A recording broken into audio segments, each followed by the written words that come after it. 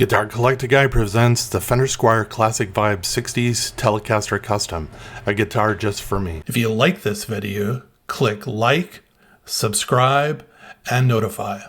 It is not very often that I work on a guitar that is just for me. Something I want to do because it's just for fun. Most of the time lately, I'm developing ideas for videos for the channel and try to come up with good ideas that I think viewers would like to watch. Today I'm working on a guitar, and yes, I am videoing what I'm doing. But at the end of the day, I'm not doing anything new or original that will drive a lot of views. It's just for me. I've wanted a 60s Fender Custom Telecaster. They were made from around 1966 to 1977 for as long as I've been playing guitar. The combination of the three-tone sunburst and double white binding on the front and back of the guitar to me is just amazingly beautiful. The problem is I surely cannot afford an original. They started around $14,000 and go up from there depending on the condition of the guitar. There have been reissue versions, namely the Fender American original 60s Telecaster that was made from 2018 to 2022.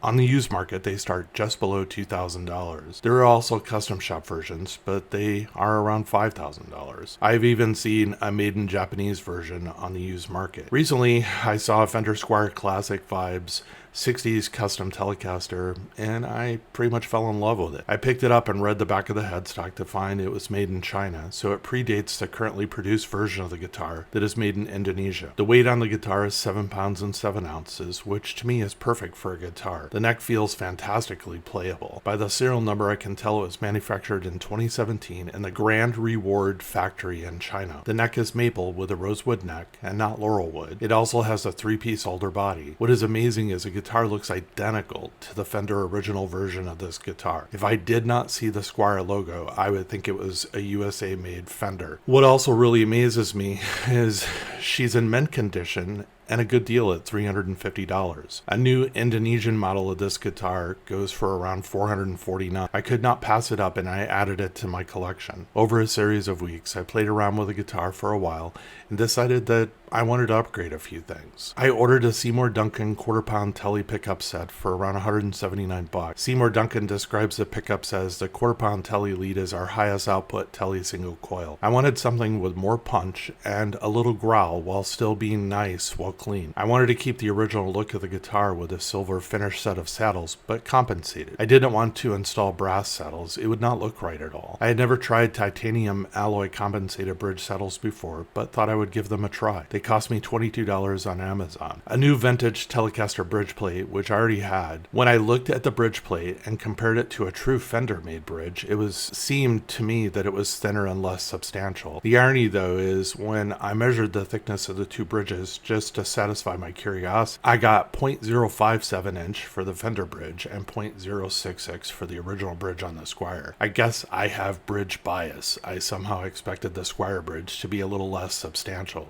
Looks can be misleading. Since I would be taking the bridge off to replace the pickup, I decided to swap the plate anyways, since it had the magical Fender logo on it. Lastly, I would build a new wiring harness. It would be made up of CTS 250K ohm pots with solid shafts instead of the import style with split shafts. I would also install an Oak Grigsby 3-way switch. This is pretty much the list of my upgrades. My hope is that this project will bring the internals of this guitar to be on par with the overall external look and finish of this beautiful guitar. After finishing all of the upgrades, I was very satisfied that the guitar still maintained the classic look of the original. The saddles were a little different in shape, but the color was correct. I also didn't mind that you could see the Seymour Duncan logo on the bridge pickup. The compensated bridge saddles did help when setting intonation. Each of the strings was pretty much locked onto the note it was supposed to be at, instead of having to give a little with each string with the non-compensated saddles. When installing the neck pickup, it is screwed directly into the body instead of having 2 screw holes in the pickguard.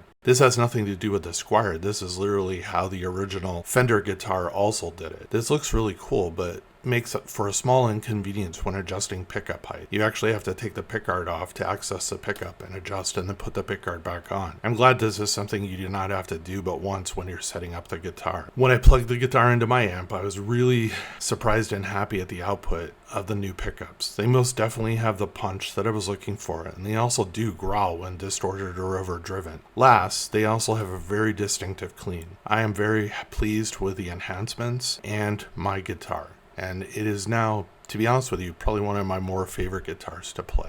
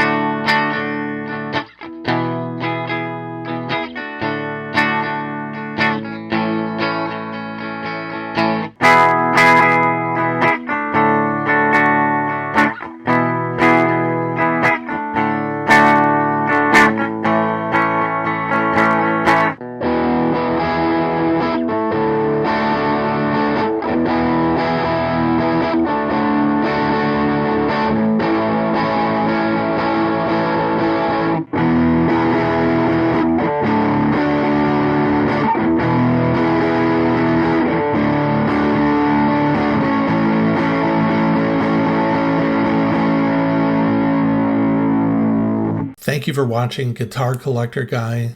Really appreciate you being here. Hope you come back and watch more. If you like this video, click like, subscribe, and notify.